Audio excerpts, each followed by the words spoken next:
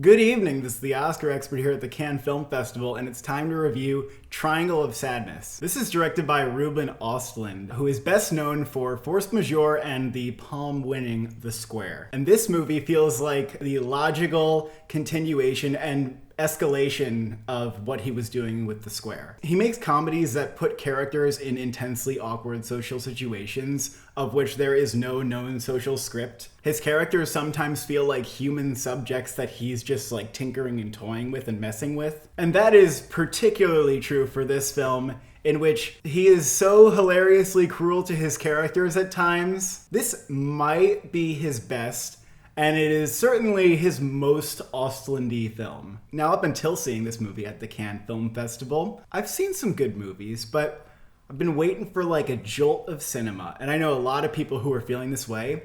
And for many of us, coming out of Triangle Sadness, we were like, that was what we needed. Because this movie is absolute fucking madness in the best possible way. It's a hilarious satire on the wealthy, capitalism, materialism, virtue signaling, and it is a loud satire. This is not a subtle movie, and it knows that, but it's having so much fun that who fucking cares? This movie contains the least subtle piece of irony that I've ever seen, and for some people it's gonna make them roll their eyes, and for me, I just think it's hilarious how absurd it is. And I do think that Östlund is making his points in really clever ways, even if not all of them are totally original. At this point, I would actually expect to see commentaries on capitalism feel more worn down than they are here. They actually feel kind of fresh just because of the force at which he's hitting these points. And he also piles on so many different bits of commentary all into this movie that I'm kind of fascinated with these ideas' relation to each other. This movie's plot starts out pretty grounded,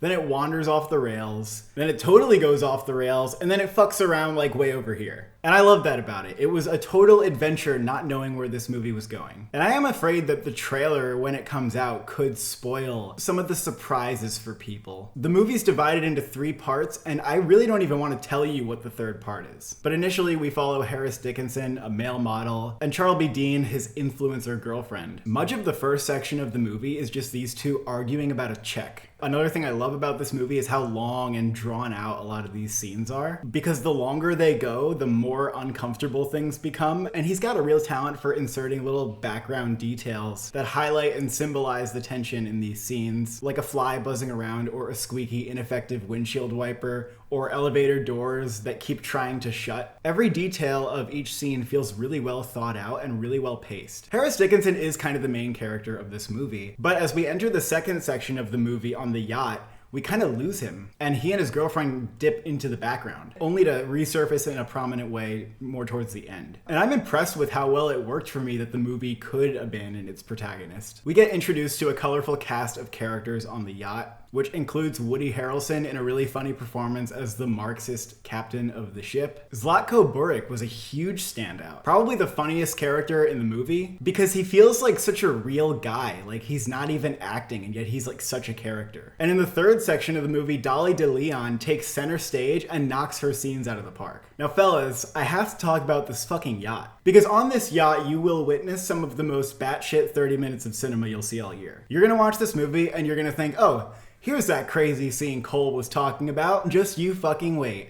And then you're gonna think that you waited long enough and you're gonna be like, this is the part that's crazy that he was talking about. And then just you be patient and you wait some more. This movie gives these characters the worst experience that anybody could ever have on a yacht. If you have a dark sense of humor, you will die laughing at their misery. And this yacht torture lasts a long time, but I think it's so much funnier being way too long. And this section contains the single funniest shot of the entire year, and it will not be beat. Every time I think about this shot, I start laughing. I'm gonna say no more. All I'm just gonna say is that you gotta see this movie. I feel like the point of the yacht is almost to like ruin the idea that a yacht could ever be fun and like question why rich people like yachts so much, because after this movie you're probably never going to want to go on a yacht again. There are a couple spots where I felt this movie lagged a little bit, but for a 2.5 hour comedy I am mostly really impressed with how engaging it was throughout. I'm also not sure how much I resonate with the slightly grim final minute of the movie, but I still mostly appreciate that it tried to go there. Overall, this is a brilliant and sharp-toothed satire, extremely memorable, hilarious, and not necessarily hilarious in like a laughs per minute way, more just in like a general sense. The movie's very funny. I'm definitely looking forward to watching this again, and I think it has top 10 of the year